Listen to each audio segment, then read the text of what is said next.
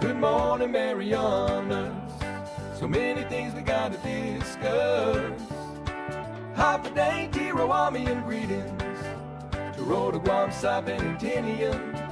For all your island news. From a beautiful place with Pacific views. It's always so much fun.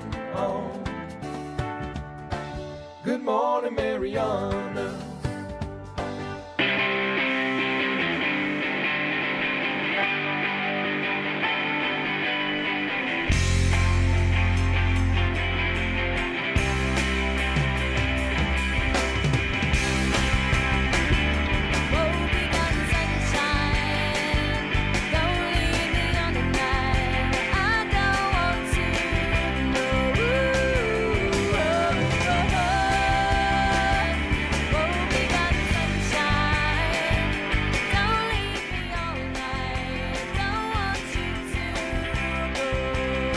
Good morning, Marianas. Hey, good morning, and thanks for tuning in to the favorite show of people in this room. That's right. Good morning, everybody. Hey, it's Friday. You made it. You survived. You got all the way through the week. There's little left to do other than be here for today's show. And today's show is going to be good because in just about 5 minutes, we're going to have a great guest on who's going to tell us about all kinds of cool things that are happening in the waters all around us that don't even necessarily involve the fishing tournament that kicks off this weekend. That's a big enough deal as it is, right? That's the thing that people really want to do. And by the way, if you're catching some fish, keep us in mind. I know. It's not easy.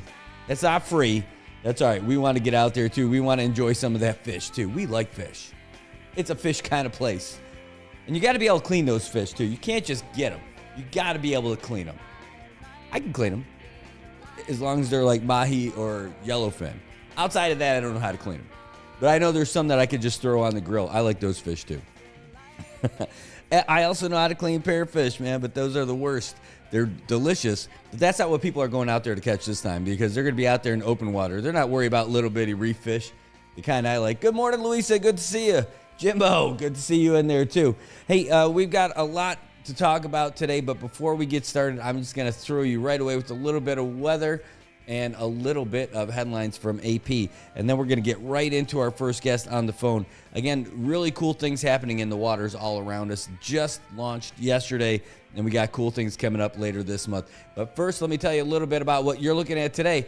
If you like rain, today is your day. We had a bunch last night, and it was pretty good. I don't know about you guys. If you're at home still, you'll go out there and you see all kinds of raindrops on your car from last night. Scattered showers and thunderstorms throughout the day today. We're looking at partly sunny skies with a high near 88. It's going to be a very light wind and a 30% chance of rain. Check in that box because that's already done. Tonight, more of the same. Going to drop down to 78 and it's going to rain pretty sure. It's 40% chance of rain, and that means it's going to rain. It's gonna rain. There's stinging rain and sideways rain. There's even rain that came up from underneath. That's the best I got. Vincent Raymond, good to see you this morning. Hey, thanks for tuning in, everybody. All right, let's get you guys the latest from AP, and then we're going to get you on the phone with the man, the myth, the legend. This is the only guy who's donned a mascot costume for a men's soccer game. He's coming up right after this. AP News. I'm Ed Donahue. It's a crucial day for President Biden's campaign as he gets ready to face questions at a press conference, and more Democrats want him to leave the race. At least a dozen Democrats are now urging the president to end his re-election bid. Top Biden aides met privately with skeptical senators like Sheldon Whitehouse. I am going to hold off until we've had this conversation. Top House Democrat Hakeem Jeffries says talks with his members over the president's future continue. Our conversations have been candid, comprehensive, and clear-eyed, and they are ongoing. In a new memo, Biden campaign officials are laying out their rationale, saying no other Democrat would do better against Donald Trump in securing the blue wall of Wisconsin, Pennsylvania, and Michigan that offers the clearest path to a November win. Sagar Magani, Washington. At the NATO summit, Ukrainian President Volodymyr Zelensky says the only way to win the war with Russia is to allow them to start firing into Russia. NATO's Jens Stoltenberg is okay with that. The right of self-defense includes also the right to strike legitimate military targets on the territory of the aggressor, Russia. But President Biden is concerned the broader use of American-made weaponry could provoke Russia to widen the war. Stocks finished mixed. The Labor Department says inflation cooled last month for a third straight month, meaning the Fed may soon cut interest rates. Bankrate.com's Mark Hamrick thinks it could happen in September. We've seen hiring cooling. We've seen unemployment rising. Layoffs have basically been flat of late, but the Federal Reserve does not want to keep interest rates at such a high level where it could do real damage to the job market and the broader economy. Shelley Duvall, the wide-eyed movie star from Texas, featured in The Shining, Nashville, and Popeye, has died of complications from diabetes. She was 75. This is AP News. A labor union power broker is going to prison for bribery and theft. A former Philadelphia labor leader who wielded significant clout in Pennsylvania politics has been sentenced to 6 years in prison. He bribed a city council member and stole nearly $600,000 from the union he ran for nearly 30 years. John Doherty was convicted in December of embezzlement, conspiracy, and dozens of other counts in a 2019 indictment. He was accused of using the politically powerful electricians union as his personal bank account and a source for jobs for family and friends. I'm Shelley Adler. Former child actor Benji Gregory has died in Phoenix. He was 46. Gregory played the young boy in the 80s TV sitcom Alf. His sister told the New York Times Gregory's body was found in his car in the parking lot of a bank. The cause of his death is pending. I'm Ed Donahue, AP News. All right, everybody, welcome back. That is the AP update. You now are updated on everything that's happening all around the world in the United States. And now we're going to bring some stuff that's a little bit closer to home. We have a heck of a guest coming your way right now. And I'll tell you what, he's sitting there waiting, listening for this intro. He doesn't know what I'm actually going to say. And, you know, it's okay because I might not either, truth be told. No, really, we got some smart people that are out there in our community taking care of our waters, the lands around our waters, and just providing some real good data and assessing some of that data and everything that's happening out there. And there's also people who go out there and wear mascot costumes for men's soccer league games. Sometimes they're the same people. And folks, I got to tell you that this is one of them, and we're really happy to have him on the show.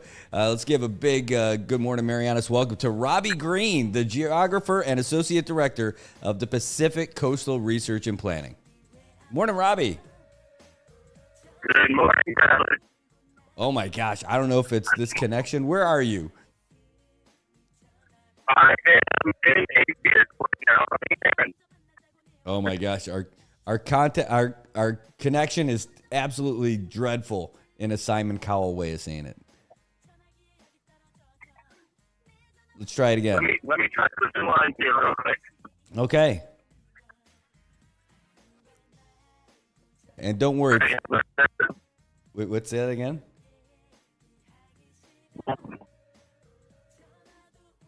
Hello? Yep, Brad, you got me on the line? I'm still on the line. It's a little rough. I can hear you. It's a little choppy. It sounds like you're actually being pelted by hail. No, I am not being pelted by hail. Okay, that sounds a lot better. Perfect. All right, well, let's try it again anyway. Hey, Robbie, so thanks a lot for being on the show. Really appreciate it. And hopefully this phone connection gets a little bit better where you're at. But I saw you made a post the other day yesterday about some cool stuff that you were doing. But can you tell us a little bit about it? Yeah, sure. So since about 2012, we have had a big old buoy moored about 3 miles off the west coast of Saipan. And it's part of a national wave buoy program that measures wave direction, energy, height, all that stuff at various locations around the Pacific Ocean and around the continental U.S. And basically, we've been using these buoys to provide all sorts of really important data for maritime safety, for coastal hazards, coastal erosion, you name it. And it's just become a really valuable asset. National Weather Service uses the data all the time to validate some of its kind of small craft advisories, things like that. And then if you happen to be a surfer, it's pretty darn useful. So, yeah, we just deployed a new one. The old one had been out there for about 11 years, and battery finally died. So we got the new one out there, and hopefully it'll last just as long. 11-year battery life is pretty solid. Yeah, and this one's got a solar panel on top, so you might even get more than 11 years with time. All right. So this buoy, I see it out there. Here, I'm going to put it on there. I got a little slideshow going of all the photos that you guys posted yesterday. But you guys, tell me a little bit about like what that process is like. I mean, just trying to get out there, and how do you anchor it? How deep is that anchor? How does it stay in place? All that. Yeah, so that buoy, it's about maybe a little over 3 feet in diameter, but it weighs over 500 pounds. So it's a beast of a piece of equipment to move around. You got to put it on a forklift, boom truck, find someone with a boat who's willing to put it on deck. And yeah, it's about 3 miles off the west coast of Saipan. It's sitting in a little over 500 meters of water, so it's got over 2,000 feet of line on that mooring. And we've got a little over 1,000 pounds down at the bottom on the anchor holding it in place. And it actually does surprisingly well. It takes a lot to move it and to cause it to break free, but that does happen from time to time. We thankfully lost it during Typhoon U2. Had to go recover it.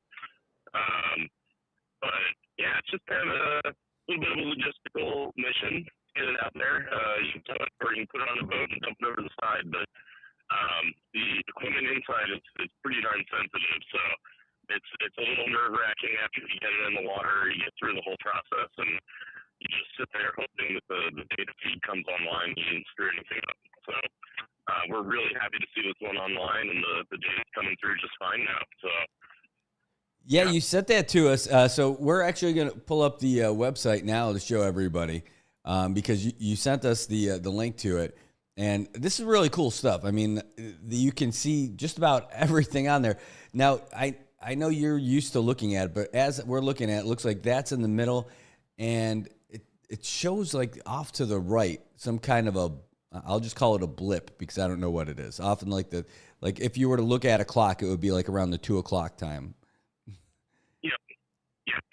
So what that is there's actually multiple ways of kind of visualizing the data that's coming in on wave height and direction and energy. You could just do it in a normal data table if you change the setting, but what you're looking at is the wave spectrum. Okay. So what that's showing is basically at 360 degrees, where is the most wave energy coming from? So that blip you see is the concentration of wave energy. So it's off at 2 degrees, at 2 o'clock. That means you're kind of looking at northeast wave energy. Oh, wow. And that's typically what you're going to see out here during trade winds. All right, so I switched to the table now so people can see what we're looking at. And it shows everything from wave height, direction, peak period, and mean period. And it's broken down like every 30 minutes it takes a reading.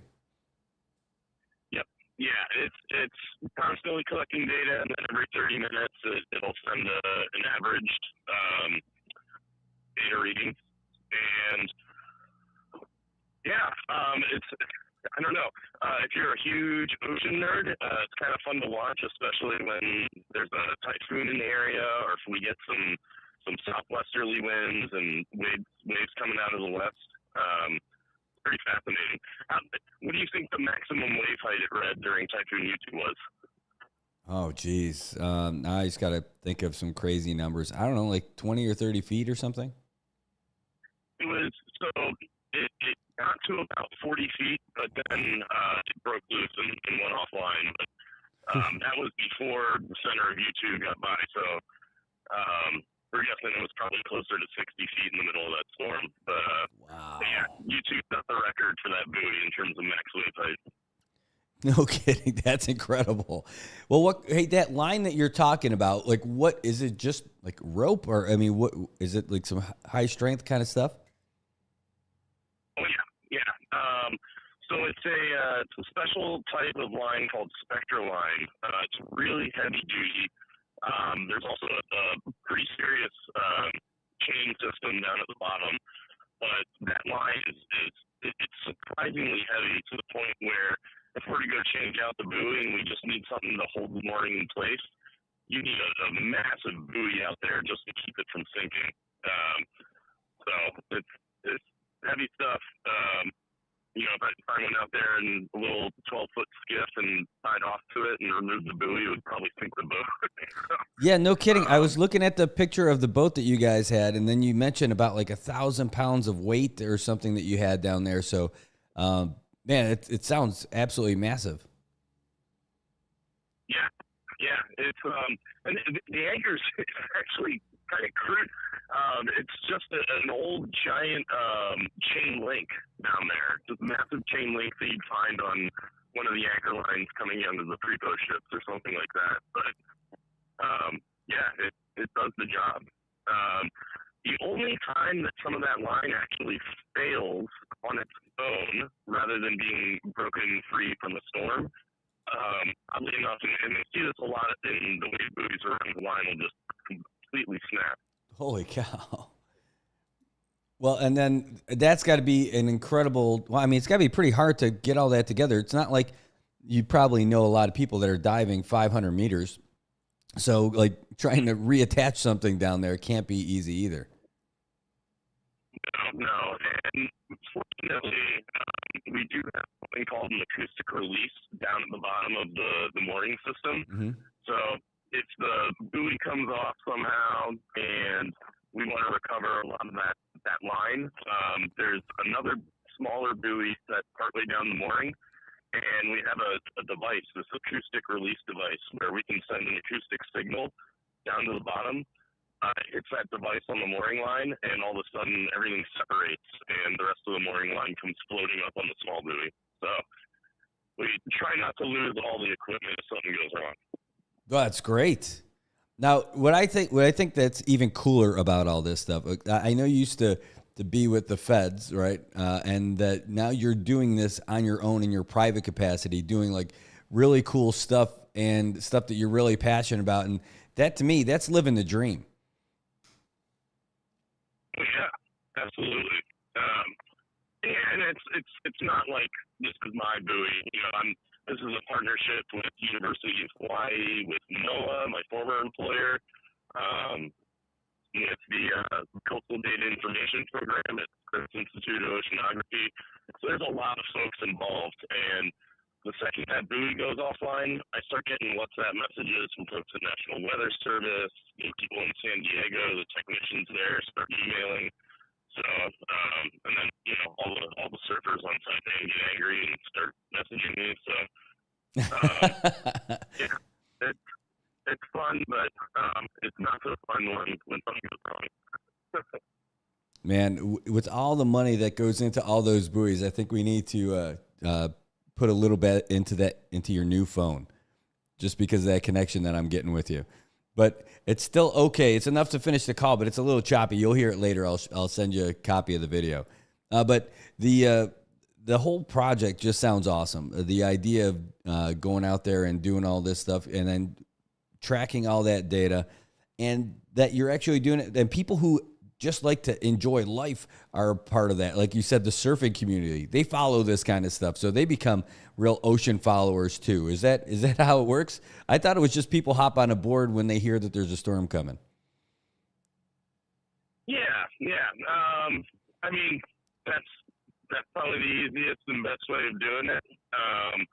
But this just kind of helps if you have limited time, or you're trying to pick a certain time to take an hour-long lunch break and get in the water. just having this data available kind of helps you figure out when the waves are actually sufficient to push someone along. It's been kind of a lake out here lately.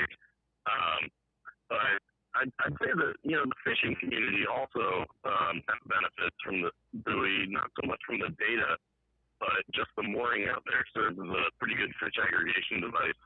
I know folks have been catching a few marlin out there in the last couple of weeks. So there's some other benefits to it. That's pretty funny because I went out there for a fishing tournament. My first time I was ever in a fishing tournament was about a month ago. They had that Real Heroes tournament. And I was the token veteran, so I got to go on a boat with somebody. And they said, we're going to go out to this yellow buoy that's out there. And, man, there's usually big stuff out there. And they were talking about marlin because it was a marlin tournament. And there was no buoy. So that must have been the buoy that they were looking for that did not exist anymore, but they had it pegged on their map of where it was supposed to be.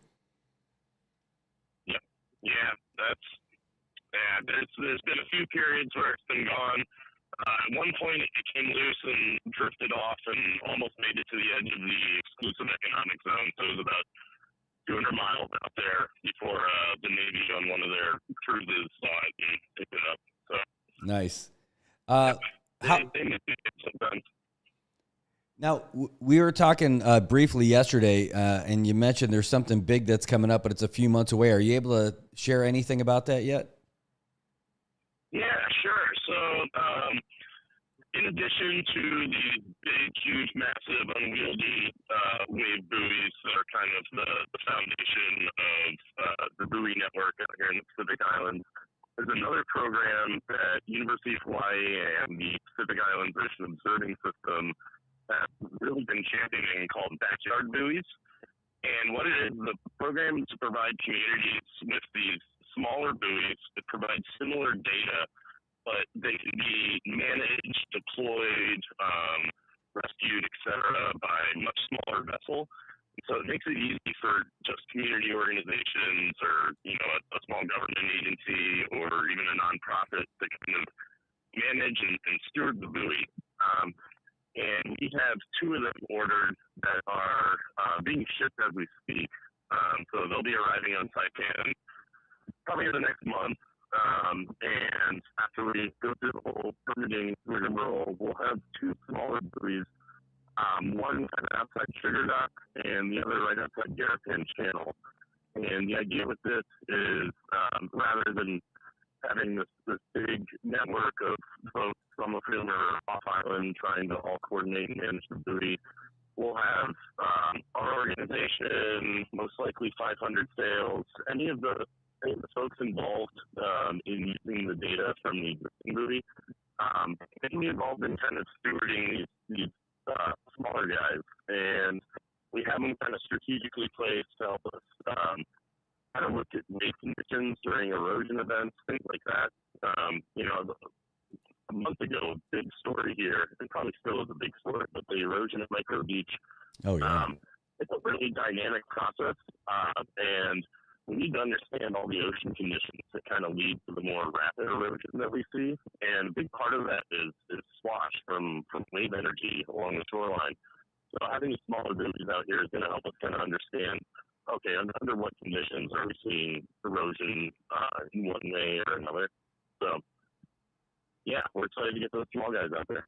Now, I know you got stuff to do and you can't stay too long, but about that Micro Beach erosion, is that a lot of, I don't get to talk to you about this stuff all the time. I hear from like a lot of people just scuttlebutt, if you will, and they talk about, hey, it's all from that dredging of the channel a few years ago. They changed the wave patterns, or not the wave patterns maybe, but the current within the channel is different now. Well, the technical nerdy science guy in me wants to say I can't say anything definitively about it because we don't have a near-shore sediment transport model to base any conclusions off of. But what I will say is we've had several years in a row of higher sea levels due to a triple La Nina, with the exception of this past year. We didn't get much relief from that. We also have had a noticeable lack of typhoons as well as southwest westerly wave energy hitting the coast for the last few years, and it seems a little bit odd that we've had kind of these anomalous conditions, and also seen kind of an anomalous erosion trend, more so than prior years. But it's a dynamic space, and you'll see the sandbar off of Hyatt just shifting, 50 yards at a time over just a couple of months up and down the beach. So it's kind of hard to tell exactly what's going to happen. And then I think the coolest part about it is, it's not cool, but one of the funnest things is simply all the theories that pop up in the community about why it's happening and what caused it. You hear dredging, you hear, the sea touch platform may have, blocked sand transport. So it's fun to toy with this stuff, but we do have research proposals in to actually kind of more systematically diagnose what's happening and develop mitigation for it. So. Oh, great. Hey, just two things. Just got a comment from one of the viewers saying, aren't there federal grants for coastal erosion? Micro beaches disappearing, sad face. I don't know if you're familiar with this kind of stuff. Sorry, what was that? It was one of our viewers said, aren't there federal grants to assist with coastal erosion? Yeah, there absolutely are. I believe the CNMI government is pursuing that, or may already have funds to address that. And we also have a proposal in for federal research grant to work on it. So there's stuff in motion. It moves way slower than the actual physical process of erosion, unfortunately. But yeah, there are efforts being made. But studying doesn't always lead to action. So even a year into kind of modeling the sediment transport and looking at where things are going, you still got another couple of years before you have some sort of structural solution. So yeah, it takes time, and it's kind of frustrating to watch, but that's how these processes work. Yeah, well, we're seeing it every day. Well, thanks. Hey, Robbie, last thing is, so I got your picture. I sent you that slide. I got that photo of you from your LinkedIn photo, right? We were joking around a little bit about, you were like, ooh, really aged in a couple of years. But that's not what our viewers have picked up on. They've already picked up on they said the creepiness if you look at your right shoulder, that there's a hand on your shoulder. They are really observant. Yeah, that's the third hand. I've got a third hand coming out of my right shoulder, and I don't really like to talk about it, but I guess everyone knows now. So, thanks, Brad. You're welcome. Well, good luck with that. It probably helps you paddle out a little bit better when you're out there surfing, so it can't be all bad. Oh, yeah. Hey, Robbie, thanks so much for being on with us today. Really appreciate it. Yeah, thanks for having me. Yeah, and we hope to get out there when you guys do some more of that cool stuff throughout the year, get some more photos, get some videos, and then, and get out there on a boat. Anytime you get on the water, it's never a bad day. Yeah, no, we'll get you out there next time. All right. Hey, thanks, Robbie. Have a great day. All right, you too. All right. Bye-bye. Bye-bye. All right, that was Robbie Green. He's the geographer and associate director for Pacific Coastal Research and Planning, and they just went out there and put out that new buoy that's out there. And the fishermen know it for sure because they've gone out and seen that stuff before. But it was really great to hear like some of that stuff. I mean, I'm not a big ocean nerd like you said, but I pay attention to it, especially if I'm out there with it. And just to find out some of the science behind it. I mean, this is like we have some really cool people in Saipan, and people who are really knowledgeable about a lot of different things. And because of just the nature of our community, they're really accessible too. So whenever we got cool stuff like that going on, it's great. I mean, like, hold on, let me show you those photos again. I put up that little slideshow that I had for it, just because you see what these guys are doing. Like, this is it, and when your job is that you just get to go out there on a boat, and there's a lot more to it than that, right? But you get to go out there, and you're going to be placing a buoy that's going to be vital to all kinds of data collection and assessment of what our situation is out here, right? And you could hear how it affects so many different folks out there. It has, even for the fishing community, because when they drop that buoy in there and there's that line, the small fish kind of gather around those lines. I don't know, maybe that's like the water cooler for them. Maybe that's just the hangout. Maybe that's their Johnny's bar on the corner. And maybe that's their last shot bar, right? They're all hanging out there. Then the bigger fish start coming in, and then the bigger fish come in there and try to eat them, right? And but that's just one thing. But even the surfers, they follow that website just to find out what's going on, to see if what kind of swells coming in. I mean, look at that. I mean, there, that's where you can see. So that would be like it's a northeast swell that's coming in right there. I would never have known any of that stuff. I just hear it from these guys when they talk about it. So it's pretty cool. And then you take a look at, like, there's their forecast where they think it's going to be with wave heights and all that. So that even just regular folks who want to go out there and fish or surf or whatever have a good idea. Not to mention actual real assessment on what's going on with the weather and everything like that. It says, what is the Marlin? Where is this Marlin marker and coordinates? Yes. Oh, and Millie says, no baseball today? Millie, I will talk about baseball, but every time I talk about baseball, you said that's when you'd have to turn off the show. There is baseball. We'll find out about baseball, by the way. If this weather doesn't knock it out, there is a big game that's scheduled for a makeup game, too, that's scheduled for tonight between the Padres and the Bandits, two of the top teams in the league. And that's scheduled for tonight, that makeup game. There's going to be a lot of people out there for tonight. I love that, Ann. We're already talking politics now. Look at this. Patty Coleman for Congress in 2026. Oh, man, Patty Coleman's awesome. You got to love Patty Coleman. You know her nickname for soccer is Rambo? True story. Maybe it was just us.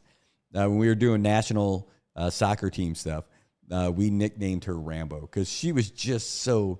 like, rah. She actually, and because she tied a headband, it wasn't one of those cutesy little hair bands that like the girls will wear or some of the European men will wear. Same category. But like she had a full on tie it on, ready to go to battle. Yeah. That was the Patty Coleman. So if you see her and you call her Rambo, that's the entomology of that whole thing. All right. Hold on one second. Awesome.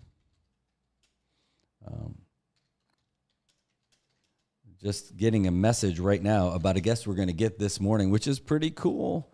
Going to get an update on the Mila in Guam here in a little bit from one of our members who's over there in Guam. Yay.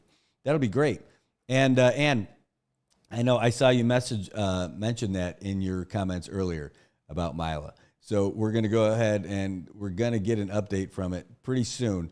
But I know that our senators and our representatives, even our business folks, they're over there and they're still getting ready for the day before they head over there. Hey, Jimbo wanted to know where the Marlin marker is, the coordinates. I'll tell you, follow this link. Now you're watching on the Good Morning Marianas page. That's where I saw your comment come in, not on NMI News Service. So, excuse me. I'm going to post the link to this here, the map, in our comment section, all right? And you'll be able to find it from there. But it's the comment section on the NMI News Service.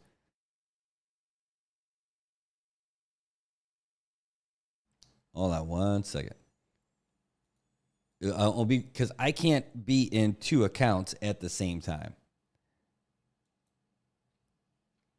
There we go. Oh yeah, we'll put Patty's on there later. Kapow.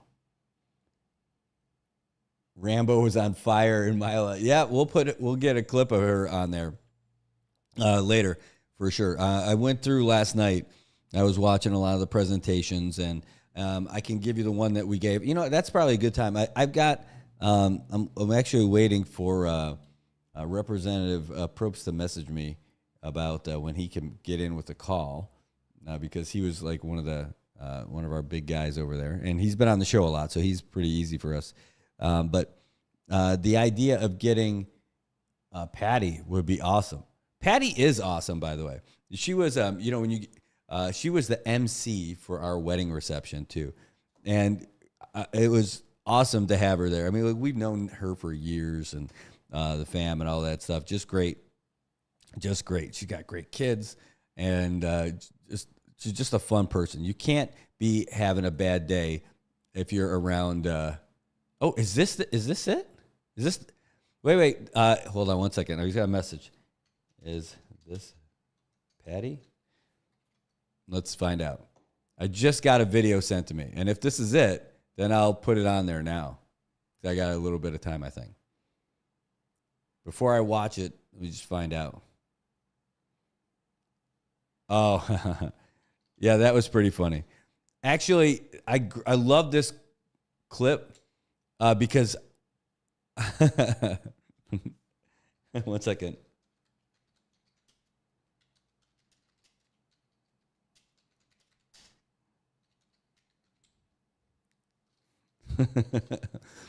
All right. So someone sent me a clip. This is pretty funny. So it's about 3 minutes long. So we had Ed Probst on, or we're going to get him on this morning. So I'll show you this clip real quick. I love this idea because it took a little bit of a dig at the United guys. Hold on. Let's see if I can't pull it up real quick. And hold on. So I can't call it. Fine. I'll call it that. While we're doing that, it shouldn't take me too long to pull this up real quick. Give you a little bit of something in the background as I get this. I'll tell you, if you're not watching the Milo stuff, I'll rebroadcast it today. I ended up doing that. Oh, that's not it. I ended up just watching a ton of it yesterday while we were doing all the other stuff, and I really enjoyed seeing our guys doing good stuff over there. Let's find it. And somebody sent me a clip, excuse me, as well. I'm just trying to get a higher resolution version of it. I thought it might be in here, but it might be right over here. Oh, here we go. Mila. You know what's great about that? It's out there. Don't worry, it'll be worth it.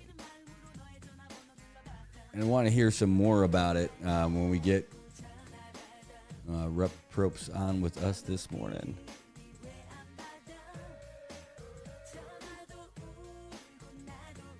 I will. Let me give a thumbs up to that.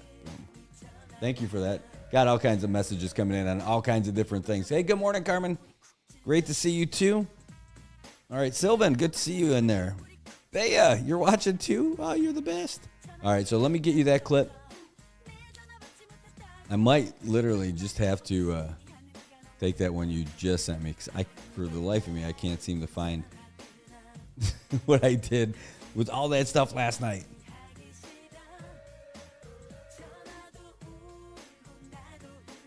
All right. Here, let me just take this one here. Save it. And we're going to put it in our videos. And I'm going to put it on there for you guys too here in just a second. Oh, it's right there. I'm telling you, you guys, I am a piece of work sometimes. All right, let me get out of that. I'm going to move that over. Okay, ready? Make sure it's full page stuff. All right, here we go. That is a floor leader on behalf of the House of Representatives. Thank you, Vice President, and thank you, Speaker Talay, and thank you, everyone, for joining us. Buenos dias, lesor mamay, magandang umaga po. Good morning to our esteemed leaders here with us, those present also with us in the chamber, our presenters and everyone here, and of course those viewing online. On behalf of the 23rd Commonwealth House of Representatives, Speaker Ed Villagomez, Vice Speaker Joel Camacho, and our SNILE Chairman and our Delegation Chairman, John Paul Sablon, and the rest of my colleagues and our staff, we want to thank you for hosting us in this second General Assembly of the Mariana Islands Legislature Association. We are most grateful to the leaders of Guam, Governor Lulian Guerrero, Lieutenant Governor Josh Tenorio, Speaker Therese Talahi, Vice Speaker Tita Munya Barnes, the many mayors, and the 37th Guam Legislature. Thank you so much again for your wonderful hospitality. The first Mila was held, of course, as we discussed, about 11 years ago, back in 2013. And before we left, some of our constituents had asked us, why is it taking us so long? Why 11 years? And I told them that we have to wait 11 years to save up enough money to pay for the $600 round-trip ticket it costs to fly between Saipan and Guam. They did not laugh because they know how expensive it is. But it is certainly one of the many regional issues that we will be discussing today, and something we hope we can accomplish together to lower those costs so that we can fly freely and not freely, sorry United, but in an inexpensive manner. But on a serious note, we are here today to discuss very important regional issues affecting all of us in this Marianas. But what we don't accomplish in this second Mila, we can definitely accomplish in the third and fourth and future Mila conferences to come. It benefits us all when we are able to achieve affordable transportation between our islands. And I must profess to everyone listening that as excited as we are to hold this conference, we've had to withstand a lot of criticism. Some have, and of course criticism to everyone here in public service knows that it comes with the territory. But we do hope to remind our critics is that in this conference, this travel, it was only made possible through an OIA grant, and that if we did not use it, we would lose it. We felt that this was the right investment to make in meeting with the leaders of Guam and with ourselves. With the Marianas being labeled as a tip of the spear when it comes to the defense of the United States and our territories, with growing regional threats and tension coming from China, we must have these regular meetings. We now have a divert airfield in Tinian, which puts every one of us in the Marianas at risk if a war, God forbid, were to ever break out. We pray that never happens, but must always be prepared. My dear colleagues, we have the ideas and the determination and the ability to succeed so long as we work together, hand in hand, ensuring that we look after each other. Our congressional delegates in Washington, D.C., representing the Sinamay and Guam, need our strong support on geopolitical issues. And it is important that we stay unified with one voice, with one heart, un Marianas. Viva un Marianas, viva Mila, undang kulo na si Diyos Masi, Giliso. Salamat po.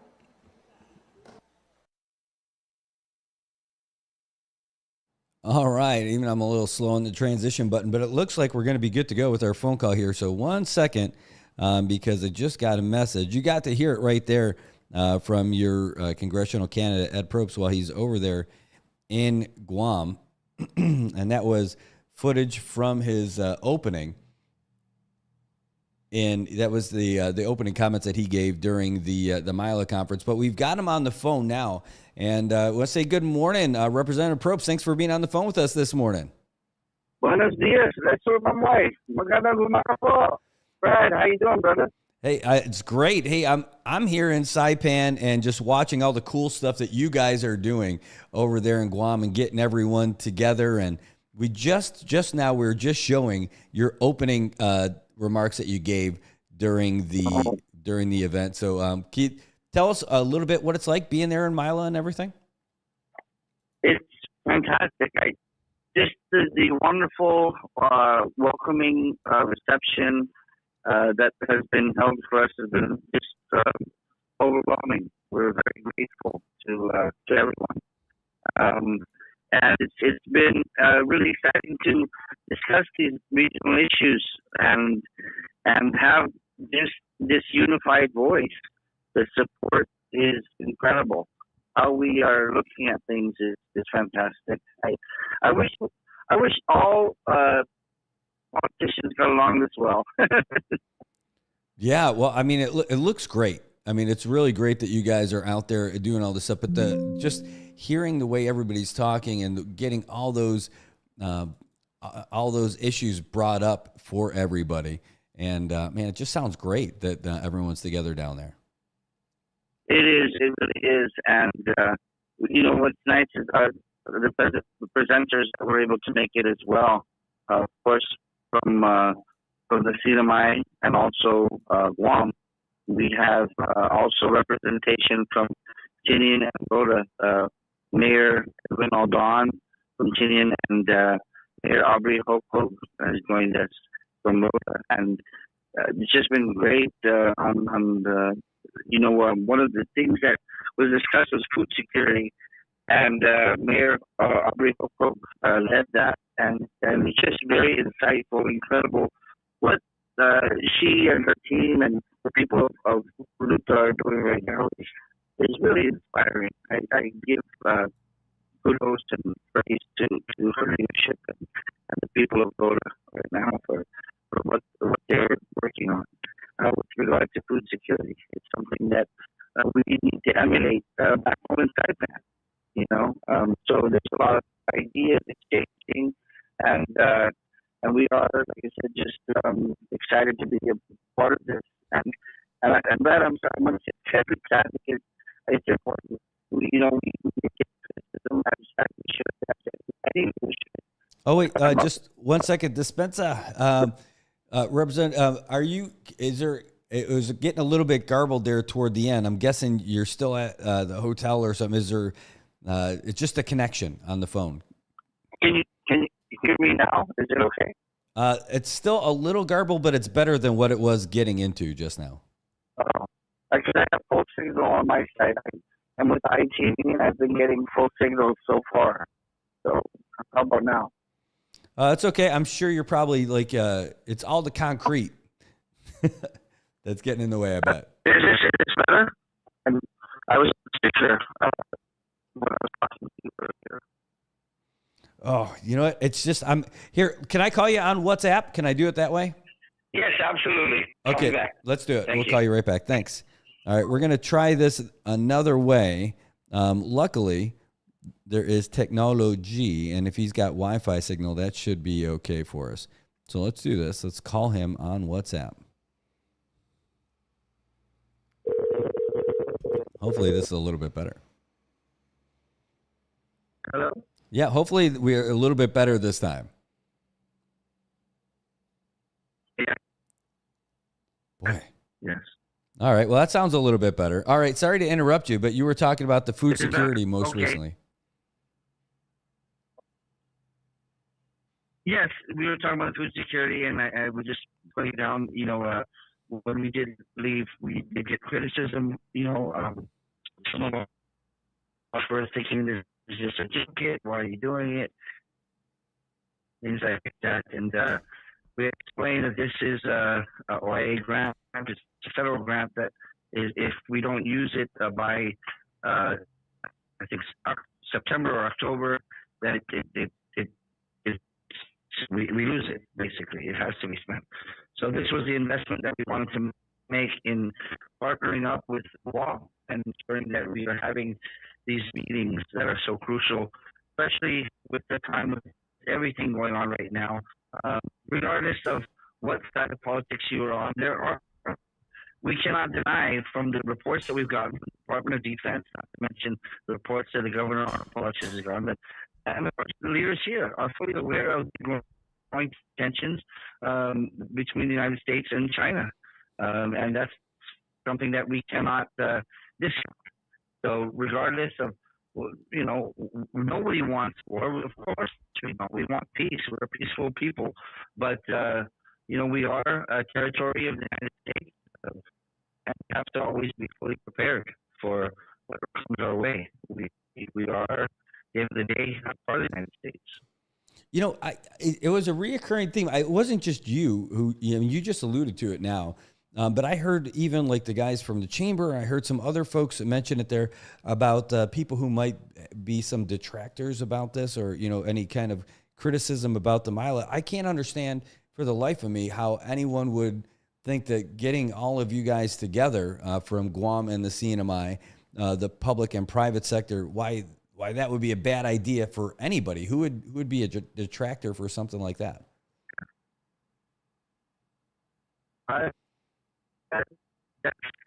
In politics, you always have your detractors, and it comes to the territory. It's expected, but it's sad that they're not looking at all the good that's coming our way from even doing this. From the challenges that we've had historically, If you look at it, there's always been some, a little bit of division because we don't get together, and that's because us, the issues face to face on it, and you build those bridges, you strengthen those friendships. It's critical, and that's not just with our local politics here. That's worldwide.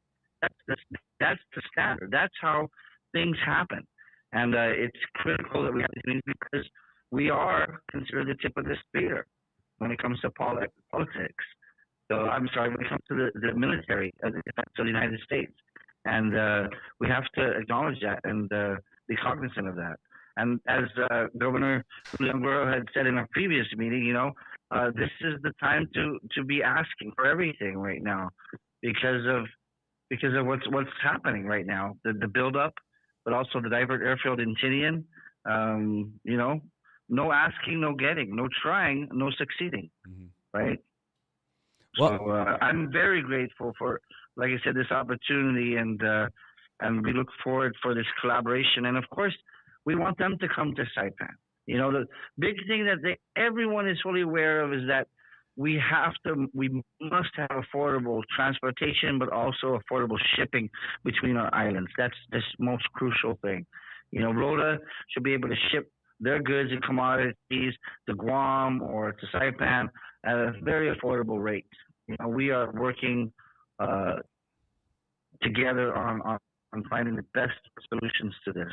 And yes, it does come with asking Uncle Sam for subsidies. That we are no different than states that have received subsidies. Essential air service. You have more than 44 routes that is taken through Alaska, and we are asking for just a few, right, between our islands for inter-island travel. Especially, our commuter travel too is something that must be lowered. And essential air service is something that is a big ask, but we believe we should be able to get it if we really work together. Well, we already are experiencing all kinds of hardships with the prices on there. I loved your comment about the reason why it's been so long is because we had to save up the money to be able to get a ticket on United. That was great. I think everybody got a kick out of that one. And I think people can relate to it. I want to bring our 4 children to Guam, and everything, but we just can't afford it. The cost, $600, and even if we lower it to $400, you're still looking at, $1,600 for just 4 kids to fly over for a few days. It's cost prohibitive. So it's unfortunate, but until we get affordable transportation, just like the Hawaiian Islands, you look at, flying between last summer, Kauai and Honolulu, you jump on a plane, it's like $90 round trip ticket. And that's just amazing because it's the same distance as what Saipan and Guam is. And at the same time, 25-30 minute flight. We need that. It's critical that if we're going to build our economy and ensure that we have this regular travel between our islands, we have to have affordable travel. That's at the top of the list for me. Do you get a sense from any of the folks in Guam, like all of your colleagues over there, your counterparts in Guam, their senators, is this at all as impactful for them as it is for us? Because it seems like we're the ones who really bear the brunt of it. We're almost like cordoned off from Guam because of those high rates, where not as many people are coming from Guam as regularly as we might go to there. Yeah. Well, they're aware of it. They know that they're the hub for different carriers, and they have so much more flights coming in and out of Guam compared to us. But they do remember and realize that at one point we all used to fly here. And when flights were $73 round trip, of course, those were the good old days. But everybody used to come here for the weekend, come to Guam. And guess what? They'd shop, they'd buy everything. And those businesses certainly were appreciative of everybody that was, back home flying over and shopping. And although people go, well, that's a small impact, it does have an impact. You cannot discount that. And they've even noticed that. Also, just the familia, we have leaders here that do have family in Saipan. But again, they look at the tickets and they say, "Wow, man, this is harsh. This is crazy," you know. So we need it. It's obvious. More than they do. They are like 100% in support of this. They want to see the Commonwealth thrive. They have said that if you're hurting, we're hurting. You know, and you know, we alluded to back when we were hit by Sodor and U2. You know, Guam came to our aid, and when they had Super Typhoon Mawar and other things affected, we also sent our teams to help out in Guam as well. That's what family does. That's what we do so well as the Marianas. And I feel just from our discussions and our meetings that we are really bonded. There's a strong sense of friendship, and we are grateful for that Un Marianas spirit. Well, we're gonna need them definitely. They're with the United folks all the time because they're on the ground right there. So if they can help us out, that would be great. Hey, I know you got a lot to get to, and what do you guys have? You guys have some activities for this today as well?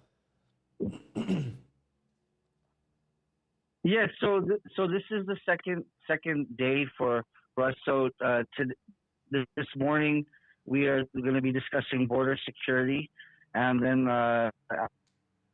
which is healthcare.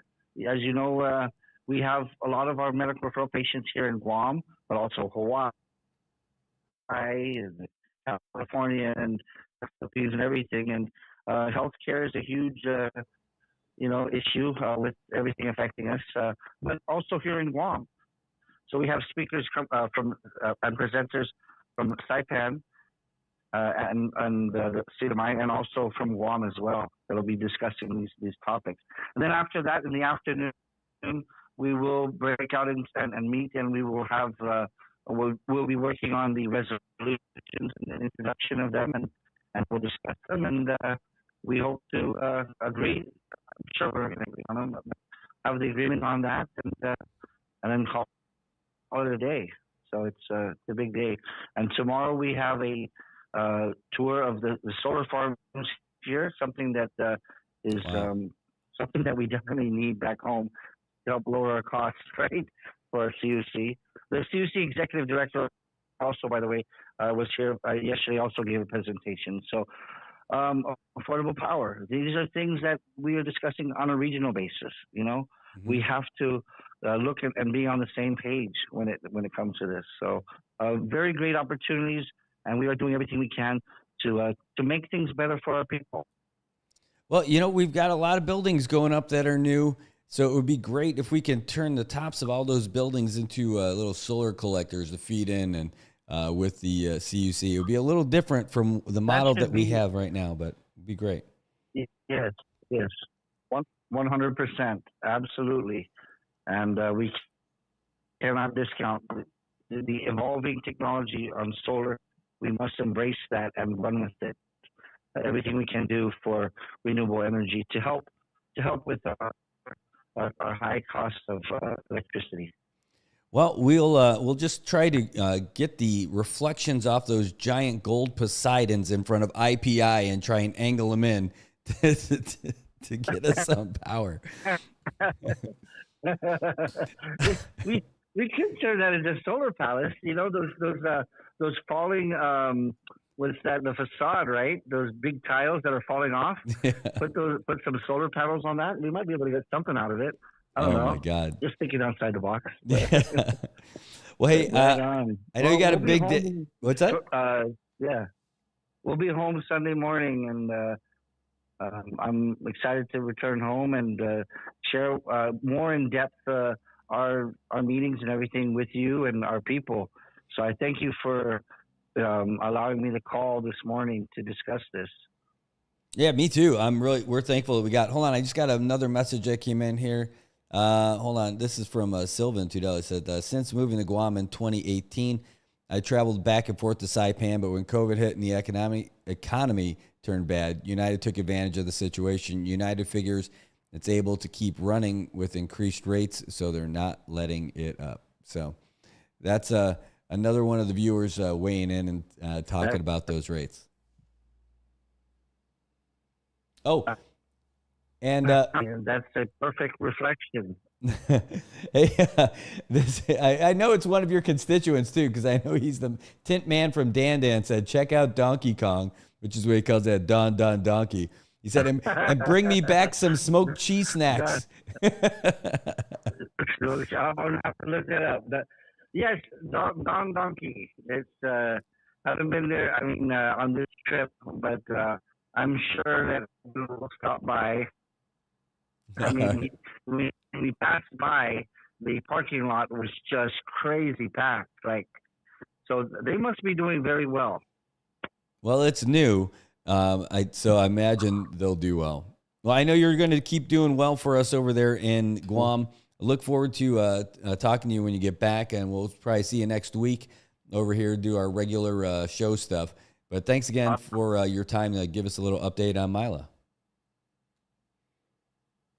Thank you so much, Brad and Marianas News Service. We appreciate you for all you do. And to the people of the Commonwealth, we love you. We appreciate you. And I'm looking forward to returning home and sharing more with our Mila conference and other things that we've been doing out here. We thank you for your kindness and patience and love.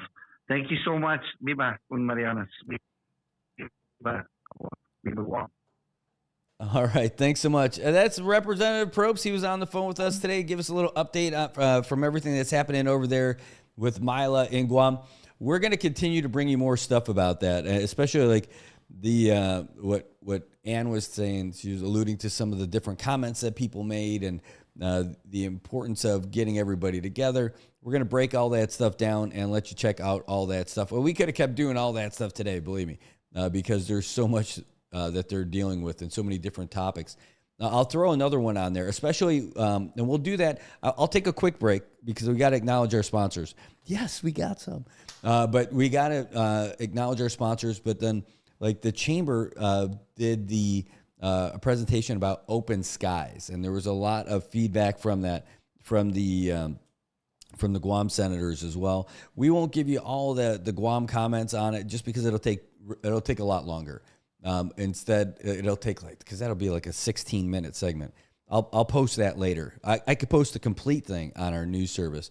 I've already broken it down and packaged it. But I will give you, though, at least the presentation from Alex Sablan and Joe Guerrero from the Saipan Chamber of Commerce. And it talks about the importance of cabotage and getting rid of it, getting an exemption and open skies here between us, and hopefully getting some decent rates, even if it involves us getting another carrier. All right. Well, you might not be able to get decent rates getting to Guam, but you can definitely get decent rates to get in shape, especially if you go to the newest fitness facility in Saipan. It's located right in front of the Aquarius Beach Tower, and it is the best. If you go there, you'll know it already. But if you haven't checked it out, Laddie Built 24-Hour Fitness. It's right over there. It just opened in January. They had two other facilities before they decided to centralize them together in CK and give you a state-of-the-art facility. All the greatest equipment. They've got free weights. They've got an octagon for training. Oh, yeah. They've got free weights, machines, a sauna, a cold plunge. They've got trainers who are certified. They've got great protein shakes, different flavors, all kinds of merch, great supplements, and they've got specials on them all the time. And we're gonna feature some of those coming up too. Anyway, a lot of stuff going on, but you really need to go down there and check it out. Tell them you heard it from us, by the way. That's the important part for us. I mean, you need to go check it out anyway for yourself, but you need to go tell them that you heard about it from us. Say, hey, I heard about you guys from NMI News Service. Hey, I heard about you on Good Morning Marianas. Or just say, hey, Brad sent me, and they'll know what you're talking about. Check it out in this video.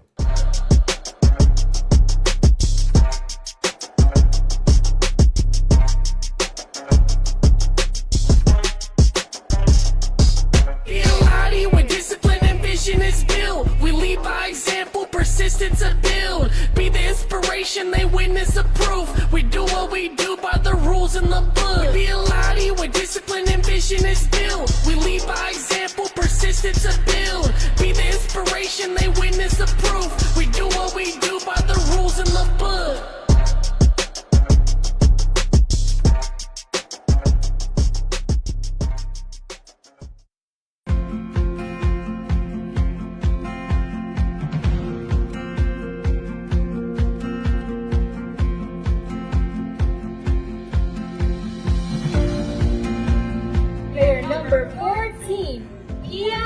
It's a great day to be up 3-0. I'll tell you that. It probably is not great to be down 3-0. I'm Brad Rosala, and I'm the owner for Commonwealth Communications. And I am Jojo Alipuzu. I am the owner of Island Image and Motion. And this is our joint venture, Sideline Studios. This whole concept that we have of doing all these live stream productions and covering news and doing live shows and everything, it wouldn't happen if we didn't have a great partner like IT&E, someone who can handle the bandwidth and provide it and then get us what we need when we need it, and then be a real partner for us for all the events, whether we're doing live sporting events, broadcasts. All of these things happen because of our partnership with IT&E. With IT&E providing us with the fiber and point-to-point and even the MBRs, it's just a great piece of equipment to use when we're broadcasting our sports, our events, our performances, especially our cultural performances. And it's just great to share our culture here in the Marianas with the world. And IT&E has been there from the get-go. The thing I like best about working with IT&E is how willing they are to come out and find a solution. Even for Liberation Day, we thought we had a pretty good solution for our live stream setup, and it turns out that we did not have the right setup that we thought we needed. That day, just before the parade, reached out to Paul and said, here's our situation. What do you think? He's like, we're gonna figure this out. While he's sitting there barbecuing, getting ready for the parade to start, he starts burning up the phone lines, calling everybody in IT&E, what can we do, what's the right solution? They left their families to do this stuff and get us the equipment that we needed to broadcast live. That's over and above. That's on a holiday. That's when he was out there spending time with his family. That's why IT&E is just the best, just really in touch with the people and the community. I recommend IT&E to everybody. Tell them the options are there, and you can choose whoever you want and then figure out what you think is the best. But when you're ready, when you're tired of having your calls disconnected or not having service, then you reach out to the guys from IT&E.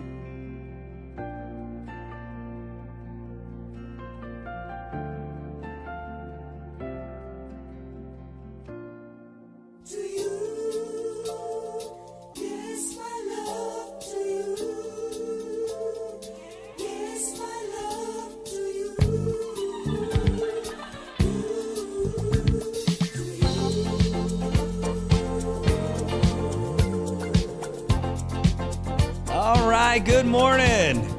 It is Friday. It is 8:22 in the Marianas, and it's a little damp outside, but the sun is coming up, and that's what we're expecting today.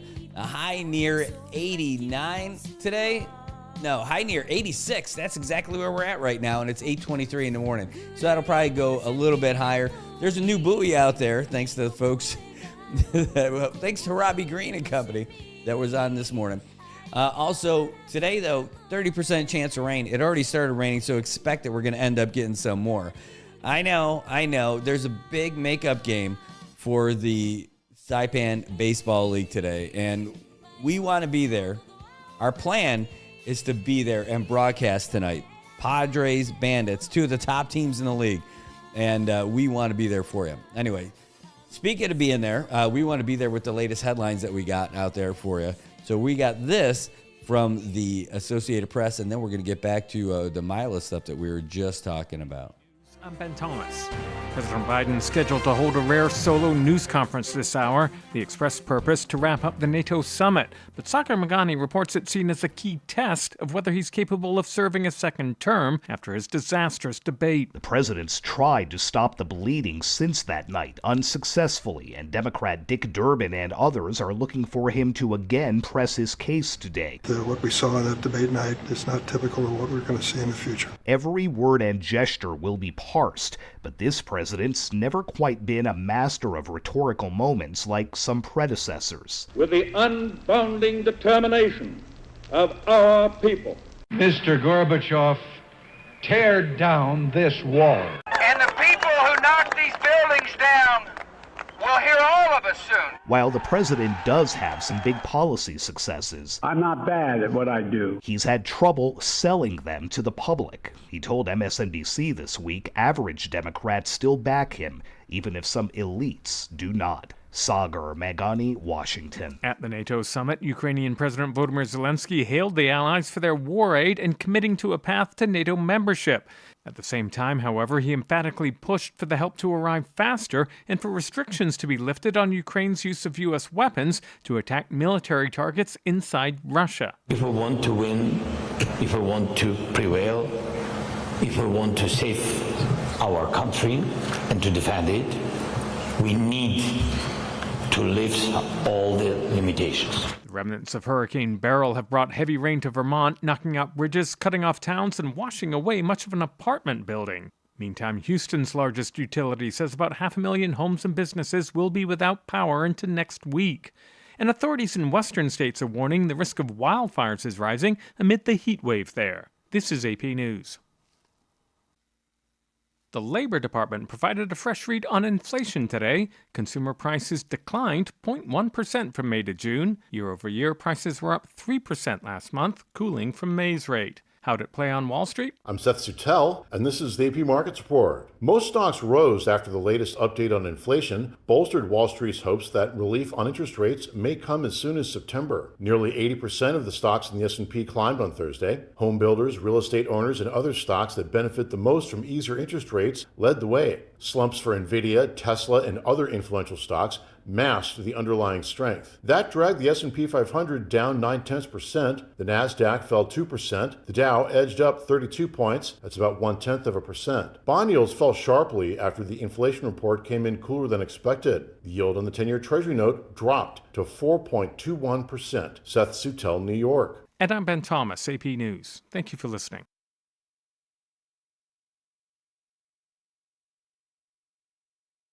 花びらのように散りゆく中で夢みたいに君に出会えた奇跡」「愛し合って喧嘩していろんな壁二人で乗り越えて生まれ変わってもあなたのそばで花になろう」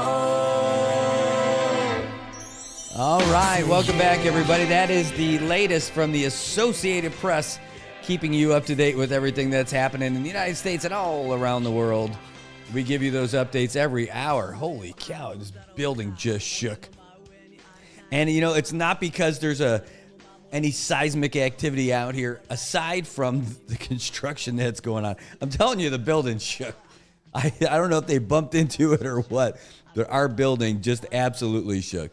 It's still rumbling a little bit. I can hear the motors of the excavators that they got back there. Oh, man, that was a little bit more than your regular building shaking over here. Maybe they both happened at the same time.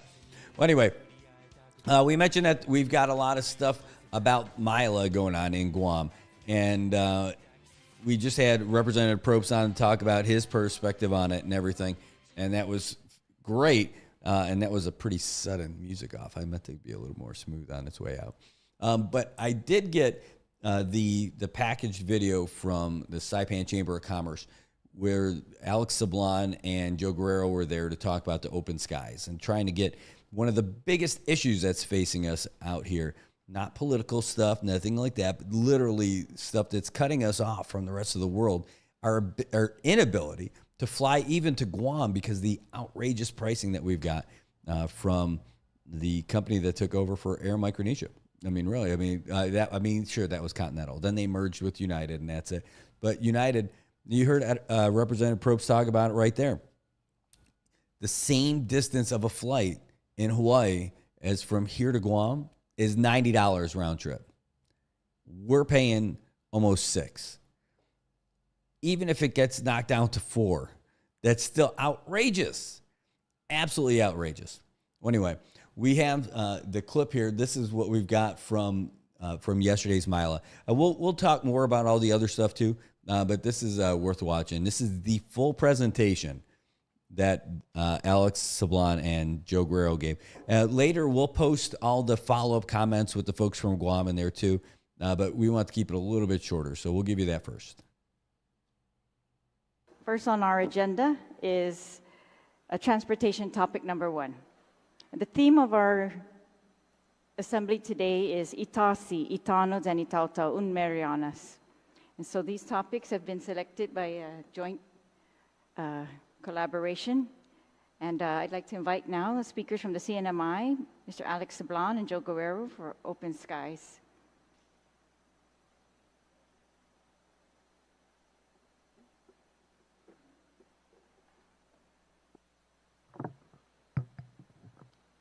Good morning. Hafade Tiruwami in CNMI. To the honorable senators from Guam, our senators and congressmen from the CNMI.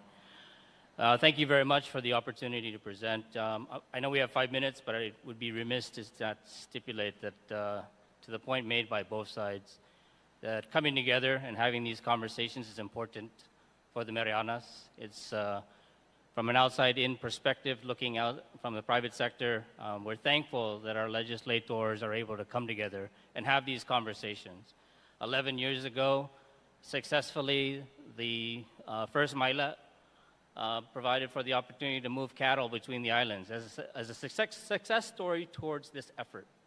And so for the detractors out there, I think it's important that we all come together and have conversations like this. We may not have all the answers today, but I think putting the first step forward to having these efforts to talk about systemic issues that affect all of us in the Marianas is a good thing. And so with that, you can put the slide up for the...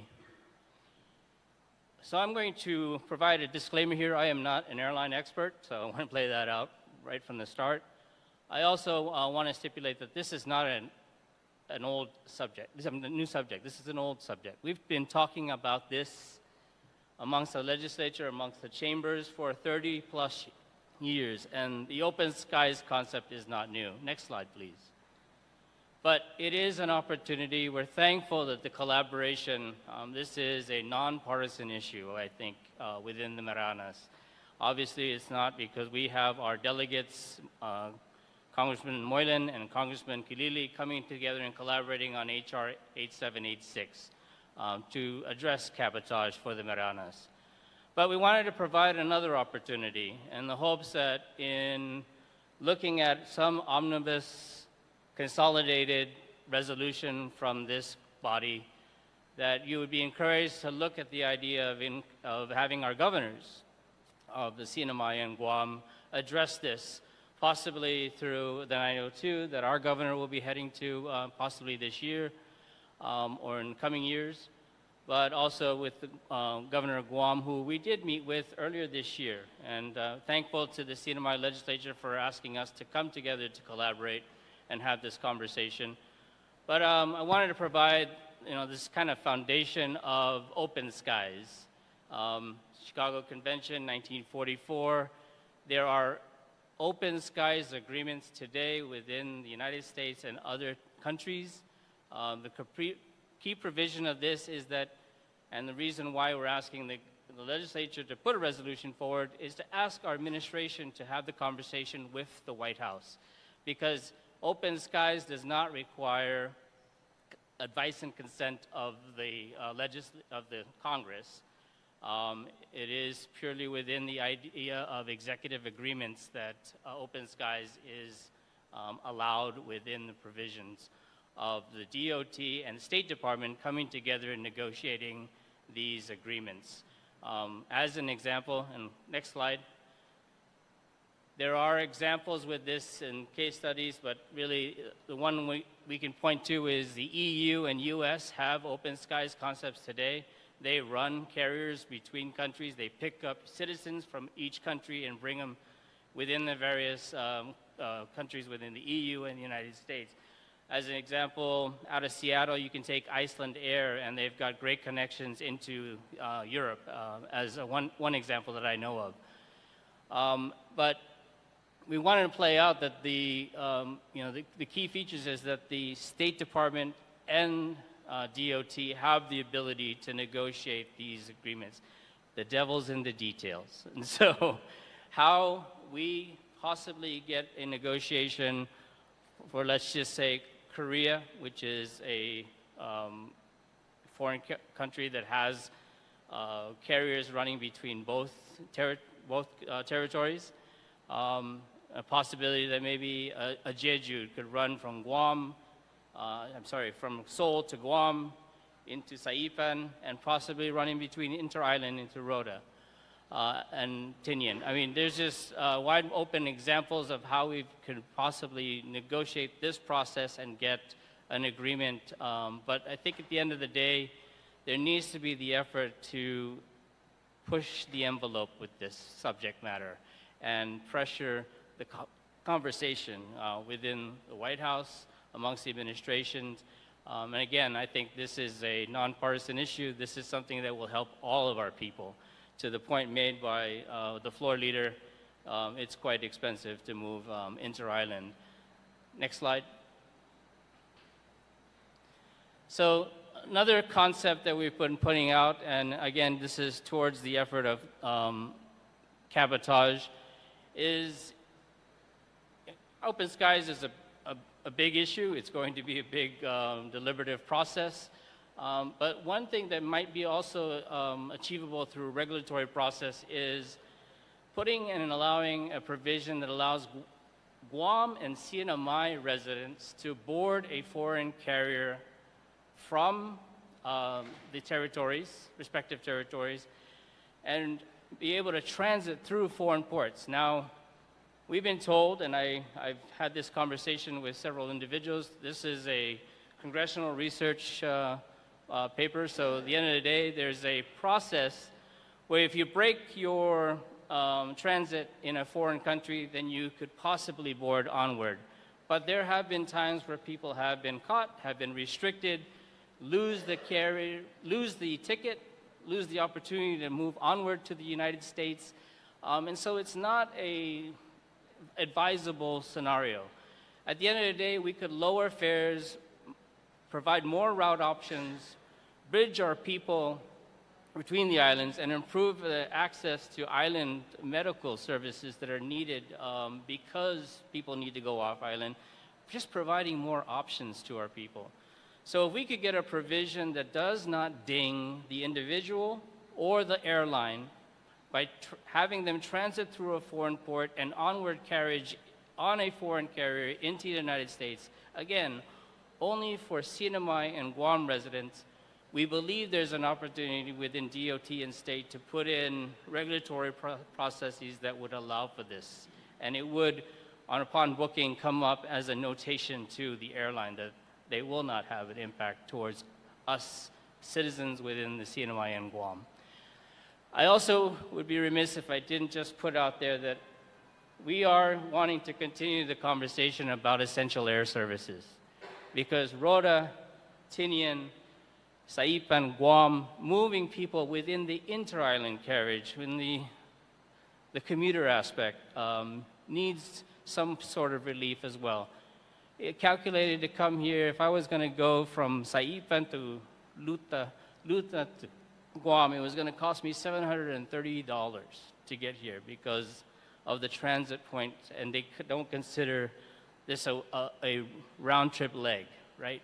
So you got to buy the ticket from Saipan to Luta, transit there, wait for the plane that comes from Guam to come in and transit onward, backward to Guam. That's a separate fee structure. So it's $330 from Saipan to Luta and $400 from Luta to Guam. And so this is an impact of, again, the size of the communities, obviously economies of scale, but at the end of the day, we think that this is an opportunity to also address essential air service, and hopeful that we could also put that within the resolution. I'm not sure if Joe wanted to add anything. That is my presentation. I wanted to try to keep it sweet, and if there's any questions, we're open to this discussion. Thank you.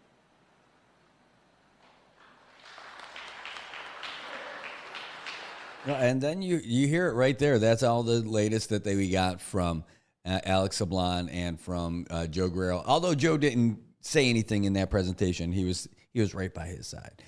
Still, it was good stuff. And you mentioned it right there. Tobot nailed it right in the head. Not all of us are fortunate enough to afford the flight when it's needed.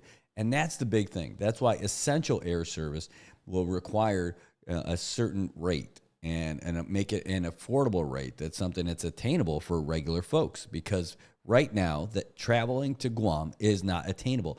And it shouldn't be thought of as a luxury to go to Guam. Literally, the people of the CNMI are financially cut off from the ability to go to Guam and receive essential services, to get real health care that they need. That's not saying we can't do it here. I understand. I understand it's not a dig at what we have here, but we have to be very honest with ourselves, is that we don't have all the resources that they have in Guam. It's not that we're not trying. It's not that we're not good enough. Just like they have some things that we can't get. And they have bigger facilities, and they have more of them.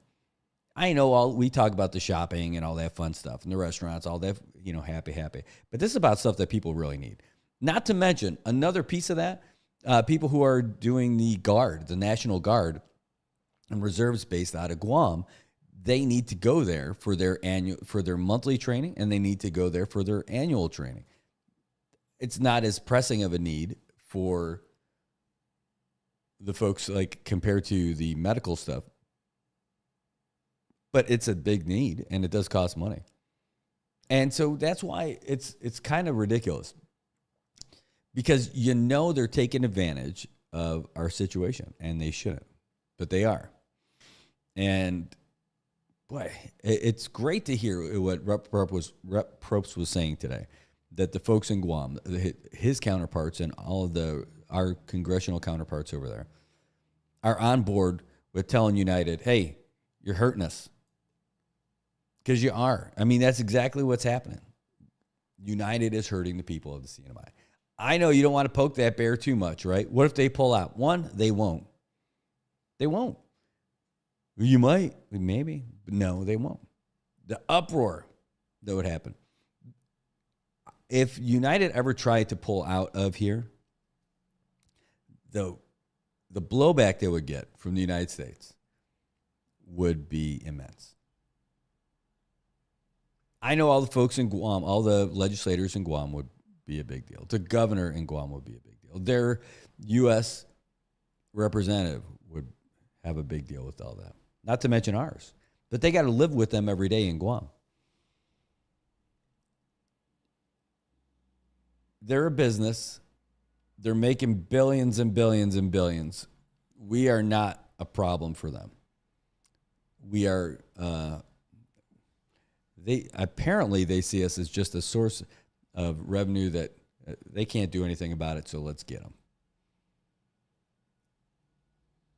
Well, that's a good question. Will it fall on deaf ears? Maybe. But not if they do something like that. That'll be massive. With the connections that we have with the Department of Defense and their interest in being in here, DOD we definitely will help us out with stuff like that. And we'll end up needing that. Anyway, that's not a problem. They're not kicking and screaming yet. But when we start telling them they got to start paying some money, or we actually bring some... you know what is going to end up happening? If we do get the cabotage exemption, United's still going to be here. But they're going to have this super happy, we love the Marianas, one Marianas campaign. We want to be your local airline. We've been serving you for decades. All that stuff. It's all going to be happy. And people are going to trip over themselves to say, yeah, we miss you. We love you, United. And you know what? If that works, fine. We'll take it. The end goal here is that we get affordable rates. In Hawaii, the same distance costs $90 round trip that we're paying $600 for. Just unconscionable. It's business. Okay, cool. I don't want to go after businesses, certainly. But this is different. This is so different. This is not an anti-business take. This is an organization that is taking advantage of the people of the Marianas because they feel they can. They need to know that they can. Don't get me wrong. I love the idea of us pulling an Nauru and having our own airline.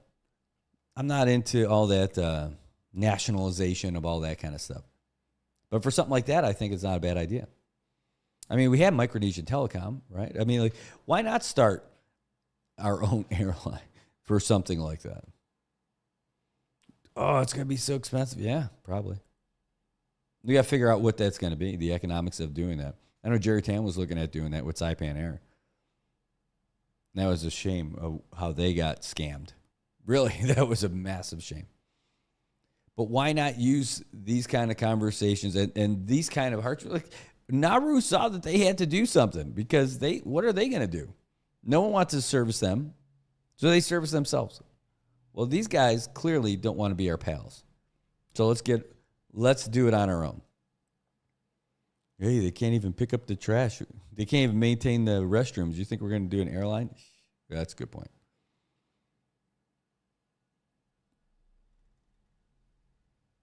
I mean, that's a welcome to Marianas. Air Marianas. Still got both of our wings and most of our wheels. No, I know we'd end up getting real professionals in there to make sure that stuff works. But still, if not us, then who? I mean, we're just going to end up complaining about everybody else not doing it for us. That's not actually doing anything. Why don't we just do it? Easy to say, right? It might be time for us to just have our own airline. Stop kicking and screaming about these guys who clearly don't have us as a priority. Do our own. How do we do it? Yeah, we'll save that for next week. I'm not going to figure it out by next week. That's a spoiler alert. Oh. But I mean, something's got to be done with it. Anyway, I want to say hey to everybody else who is tuning in. Great to see you guys today. We had a great show so far. We've only got about 15 minutes left before we call it a show for the day. But it's been great having you guys in here. We're going to look at some of the other stories that we got here, but I still have the big sports update from the Associated Press that I want to throw your way. So, I mean, I might as well get that out of the way now. Get you guys caught up with everything that's happening in the rest of the world of sports. AP Sports, I'm Bruce Morton. Baseball Tuesday's action was highlighted by a matchup of National League heavyweights. Michael Luongo has this report from Philadelphia. The Phillies offense got the best of the Dodgers in game one of the matchup of the two best teams in the National League with a 10-1 win. Up 3-0, Philadelphia broke the game open, scoring 6 runs in the bottom of the fourth, keyed by a grand slam home run by Trey Turner. For Turner, it was the 6th grand slam of his career. Just trying to get the ball to the outfield and get that first run in and tack on another run. And, I got kind of lucky with the wind and the heat, and the ball went over the fence, but I'll take that any day. Zach Wheeler picked up the win, his 10th. Bryson Stott and Brad Marsh also homered for the Phils. The Pirates had their way with the Brewers. Correspondent Chuck Freeman provides the story from Milwaukee. It was the Pirates' most lopsided win ever in Milwaukee. They clobbered the Brewers 12-2. The Pirates hit 5 home runs. A 6-run 6th inning unlocked a 2-2 game. Joey Bart's grand slam capped the inning. The Pirates were able to get to Brewers starter Colin Ray, says left fielder Jack Sawinski. We got him good that one inning, and I think, really that's all it takes sometimes is just, put the bat on the ball a couple times and, worked out for us. We got a couple runs and then, get a pitching change in a close game. And, Joe really opens it up with a big swing like that. Ray dropped his record to 8-3, while Pirates starter Quinn Priester pitched 6 innings, had 8 strikeouts for the win. He's now 1-5. The Reds doubled up the Rockies 12-6. The Mets held off the Nationals 7-5, and the Braves won at Arizona 6-2. Over in the American League, the Guardians had to huff and puff before pulling out a win over the Tigers. Correspondent Denny Kapp reports from Detroit. The Guardians squander an early lead but come back to beat the Tigers 9-8 in 10 innings. First inning home runs by Angel Martinez and Josh Naylor helped propel Cleveland to a 6-0 lead in the 3rd inning before the Tigers started their comeback, aided by 3 home runs, eventually tying it at 7 on a blast by Justin Henry Malloy. The Guardians scored twice in the 10th to pick up the win and push their AL Central lead to 5.5 over the Twins. Manager Stephen Vogt. Obviously to come out swinging the way we did, and credit to them. They fought back and made it very, very interesting. And just a credit to our guys. We keep finding new ways. We hadn't played a game like that yet, and for us to come out on top in the end was huge. Detroit saw its season-high 4-game winning streak come to an end. Elsewhere, it was the Rays over the Yankees 5-3. The Red Sox outscored the A's 12-9, and the Rangers got past the Angels 5-4. On the interleague card, the Cubs routed the Orioles 9-2. Left fielder Ian Happ said once his guys got to Baltimore starter Dean Kramer, the runs just kept on coming. As an offense, when we get out to that lead 4-1, and to keep adding on, we got to Kramer, and then we can just keep tacking on one run, just pulling away. Easier decisions for the manager and great innings from the bullpen there. It was the surging Astros over Miami 4-3, the Mariners 8, the Padres 3, and the Giants scored twice in the ninth to beat Toronto 4-3. Back with tennis, basketball, and soccer after this.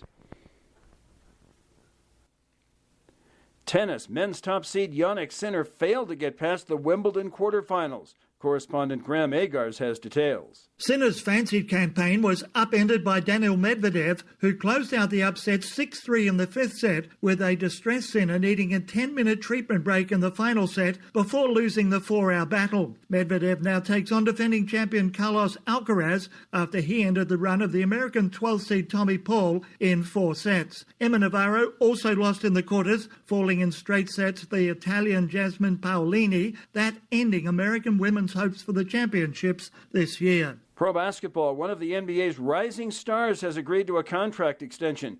Correspondent Gethin Coolbaugh has more. Cade Cunningham and the Detroit Pistons have agreed on a 5-year contract extension worth at least $224 million, according to 2 people familiar with the situation. The deal could reach nearly $270 million if Cunningham becomes eligible for a Supermax extension.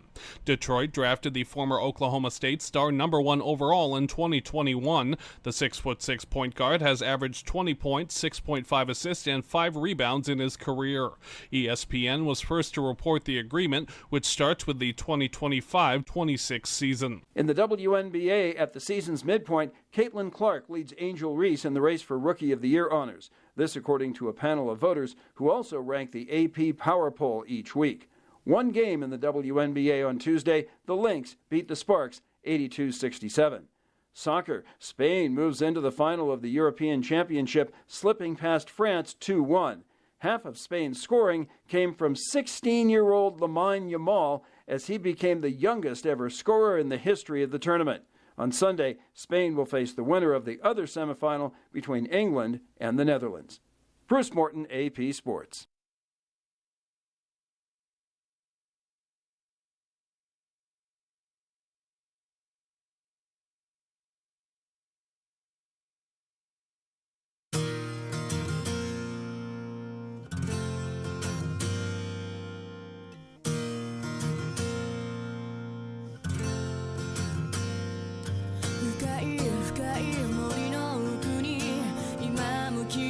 All right, good morning and welcome back, Marianas. It is 8:52 in the a.m. You've got all your news, you've got all your sports, you've got all your weather. Well, you want the latest weather? Okay, I'll give you the latest weather. We're looking at a high near 86 degrees today. Good news, we're already there. Who knows if we're going to keep going? We'll find out. But we got a pretty good chance of rain today for sure. It's already been raining and it's a little damp outside, but humidity's down to 75%, at least up at the airport. We're looking at more scattered showers and thunderstorms throughout the day, partly sunny skies, and a little bit of a breeze. Tonight, chances of rain going to go up to 40%. That's just how it is out here in the Marianas. Don't feel bad about it. Little rain never hurt nobody. That grass isn't going to grow itself, people. But hopefully it stays nice out there so that our fishermen are nice and safe out there this weekend for the Saipan International Fishing Tournament. Man, they're going to be catching some big fish out there, and we're hoping that you guys catch them all. Play a little Pokemon out there, but for fish. I mean, leave some for the rest of the year, too. But, I mean, go catch, go win, go have some great food. It's a celebration of food, family, fish, and fun out there for the International Fishing Tournament here in Saipan. Man, I love it. If you haven't been out there before to see any of it, you need to get down there to the Smiling Cove Marina and watch when the fishermen come in and start weighing their fish on those scales to see how they are doing. It's really good. It is. It's great. Hey, there's more stuff going on this weekend. It starts today, actually. We did it last week, and they're doing it again starting today at 2:30. You got kiddos who want to play some baseball? Bring them out to Tonko Palacios Field today, 2:30, and tomorrow at 3:30, where Benji Palacios and his teammates are putting on a little clinic for kids ages 9 to 11. And we were there last week, and it was awesome. My kids were out there. My daughter was out there. She absolutely loved it. She's going to go back for it. They started with 10 kids on the first day, had about 30 to 40 on the second day. Who knows how many will be there today, but we know we'll be there to get ready for that. Hey, Tobot, I see you over there. Got the cooler ready for today, but got to leave a bit after the camp. That's all right. We'll hang out during the camp. That's a better way to do it anyway. If you're interested in doing it, if you're interested in having your kids participate in this tournament, all you got to do is send them there with their equipment. Send them with a glove, a hat, a water bottle, and some shoes. If they need water, it'll be there because Representative J.P. Sablon for Precinct 2 is providing all the water for it. And the guys from the Saipan Baseball League already provided a whole bunch of baseballs for this whole thing. Other than that, everything is good. I mean, give your kid a snack. Why not? They're not providing all of that, but they are providing the water. You and the fun. You go out there and you check it out for yourself. I'm telling you, my daughter was out there. She only played one season of baseball, and they just did it. And she had a great time with all the kids out there. And she's picking up all kinds of new skills so that when she comes back for season 2 next year, she'll be really ready to go and show off what she's learned. So that's Tonko Palacios Baseball Camp with Benji Palacios. If you want to get some more information, you can give him a call at 285-8084, or you can email him, palaciosbenjamin670@gmail.com. So it's today at 2:30 to 5, and tomorrow, Saturday, from 3:30 to 6. So we got you covered, whether you're on the water or you're on the land. There's all kinds of activities that are happening out here in the CNMI. And it's great. There's a lot of great things about that baseball camp that I absolutely love. And the main thing is that, again, this is just one of our young baseball stars out here. He's 18 years old, got his teammates, same ages, and putting on a camp for kids. If you can't get behind that and support that, there's nothing you can get behind. I mean, I love it. He's not being directed. It's not like there's also the old timers out there helping out. I mean, they would certainly, but it's not something that's like in name only being run by this kid. It is just being completely run by him. They've got batting drills, they've got fielding drills, they got throwing drills, all of it. It's really well set up. And hats off to that kid, man. Really great stuff. Fine young man. His parents got to be proud of him. And I know all the other parents in the league are when they see stuff like that. So way to promote and preserve the sport of baseball, young man. Well done. You're definitely making it happy for all of us. Speaking of baseball, we're going to be there tonight. What? You already did a game of the week, Brad. What? You can't do 2 games in 1 week? Yes, we can. We're going to end up going out there tonight to catch the resumption, weather permitting, the resumption of the contest between the Padres and the Bandits that took place on June 11th. They're going back at it tonight. They're going to pick up exactly where they left off last time. How are they going to remember all that? Oh, easy. You got a statistician like Ray Palacios. You can't forget stuff. You can't miss stuff. It's all there. We wrote it down too. So right now, the way it stands is that the Padres were leading 2-0 in the top of the first. They're still getting their first at-bats in. No outs yet. And they've got runners on first and second. So here's how it's going to be. When we end up showing up there, you're going to have Darian Jones on first base. You're going to have Jordan Sewell on second base. And Tone Salas and J.R. Sewell have already scored. J.R. Sewell, by the way, one of the guys helping out with the baseball camp.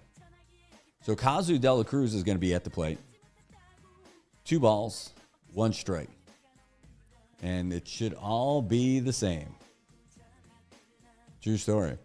So last time we had Joe Lozama behind home plate and Jess Takao in the field for the umps. and we'll see how it goes. You want to see what I'm looking at? All right, I'll tell you. We talked about it a lot, about how we actually do this stuff, what we show, how we're managing the game with the score sheet that we ended up making. So I got to make this a little bit smaller so you can see it. Slide it over a little bit. So this is, here, I'll try and show you. So this is what we created last year, and we've been working on it, changing things along the way. But this is what we're looking at on the other side of the screen. Of course, we're watching the game. We're watching it happen in real time, and this is a live document. Right now, I'm the only one in it. Hooray. But that's it. So you see the Padres, the road team, and Bandits are the home team. And props to Trey for getting all these guys here. This is how we changed the position. We used to just type them in, but he made drop-down menus for it so we can just change them on the fly. So whenever we've got to add folks to it, we do. Here's some of the good sponsors that we got. Here's the stanzas where we're at the box scores themselves. And when you slide over a little bit, oh, sorry, wrong one. Boom, here we go. We got our little, here, I got to move this screen over here so you can see that too. There we go. So now you can see it. So as soon as we put the names in on the lineup, they automatically populate over here too. So on a quick glance, I could see if there's a ball that's hit out there to right field, like in the first inning, I could say like if Kazu hits a ball to right field, I can say at a glance, just looking out there and Kazu hits a ball out there fielded by Nico Martin. He's going to throw it all the way into second baseman Tone Guerrero, and we're going to reset there. Like I can see it because it's right there. It's great. This stuff, there's probably some kind of software that exists to do all this stuff, but this is just something that we ended up creating out of necessity to help us announce the games a little bit easier. It's a little bit of behind the curtain that you guys get to see on that. You might find it exciting. You might not. That's okay. But I find it interesting. I'm glad. And we keep adding to this thing, changing it a little bit here and there, just trying to make it easier. If there's an easier one that's out there, yeah, Toba, is that a spreadsheet? I'm computer a little bit. Yeah, so it's a spreadsheet, but that's on Google. So Google has, this is called a Google Sheet. They also have Google Docs, like a Word doc or something. And it's all online. So I can share that with folks. So, I've got it, Trey's got it, JoJo's got it, Robbie's got it. And so they all have access to it. So if you notice last game that we covered, whenever somebody was coming up to bat, their name came up on the screen before we started doing all the scoreboard and everything. That's because JoJo was over there manning the score sheet stuff, grabbing the name of the next person who was up and getting it ready, keying it in, so he could throw that up on the score sheet. Pretty cool, right? That's it's part of us. We're learning. We keep trying to evolve. It's not, we don't have it all figured out every single thing that we do. We always try to get a little bit better, and I don't know, because we love doing this kind of stuff. All right, well, we only got a little bit of time, but just because I was thinking about this today when I was on my way here, about loving this kind of stuff. It is about loving this kind of stuff. Yeah, since I started doing this stuff again, I'm telling you, you get a little bit of that newness, excitement, and all that stuff. But some of that newness has run off. Now we're back into it. We're back into the flow of doing all this stuff all the time. I'm doing exactly what I want to do. Well, I should put some kind of music on here for that, right? Just so I have something going in the background. There you go. Man, and that is it. Since we started doing this, I haven't had to drag myself out of bed to go to work. I haven't been I can't believe I got to go in and do this. No, can't believe I got to deal with those. No, I haven't had to do anything that I don't like. That's the best part about this whole thing, is that I enjoy this.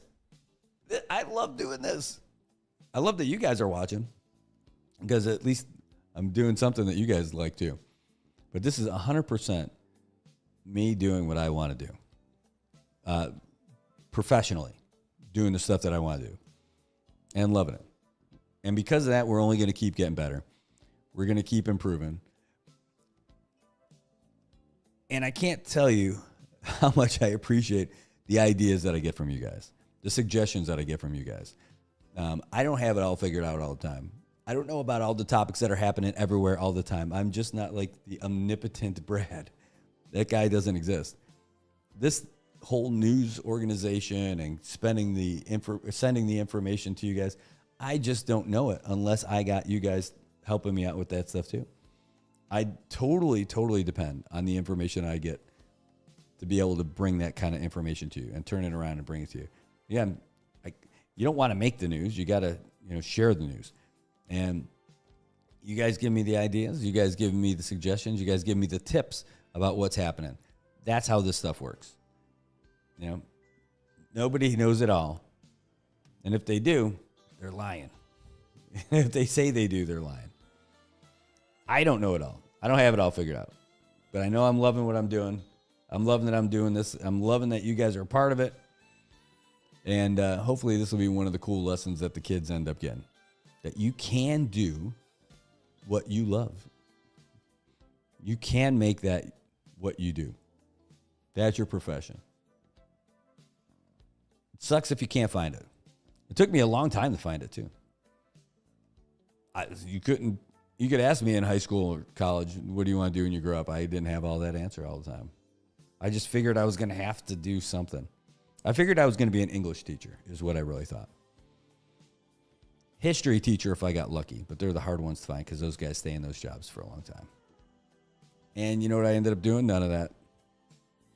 Until I found my way to this. Anyway, kind of like how I found my way to Saipan in the Marianas and our family out here. Things just have a way of working out. And when you have your moments of doubt, just look in that mirror, tell yourself over and over again, it's going to work out. It always does, and it always will. That's what's going to keep you going in your rough ones. Don't say it just once either. Say it over and over and over again. It's going to work out. It always does, and it always will. So I'll send you on your way with that one on Friday. Thanks for tuning in to Good Morning Marianas. I can't tell you again, I love you. I'm so glad that you guys are here. It makes my day. It makes my week. And now it's going to make my weekend. Go out there, have a great day. You're going to kill it this weekend. You're going to have a great day. You're going to have a great weekend. Maybe you're going to catch the biggest fish in that tournament. If you do, I know somebody with 2 thumbs who would love to share that fish with you. All right. Have a great day. Have a great weekend, Marianas. We'll see you again on Monday.